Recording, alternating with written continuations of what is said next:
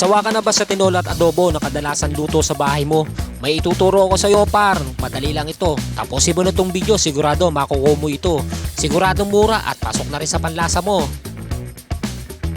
Nagisa ako ng bawang at luya, sinabay ko na rin ng patis. Pati na rin ang nawawalang manok ng kapitbahay, sigurado may imbitasyon na naman ako nito galing sa barangay. At ito nga pala yung mahiwagang pampalasa, sarap talaga par. Ito rekado ko par, pwede mo itong gayahin par, pero hindi ko sasabihin kung ano mga brand ang ginagamit ko par. Kasi nga par, popromote ko sila par, napakadali lang yan par. Ayan, isa mo lang naman yung manok, tapos niligyan ko ng mga pampalasa to par. Tandaan mo na lang par ha, hindi ko na babanggitin.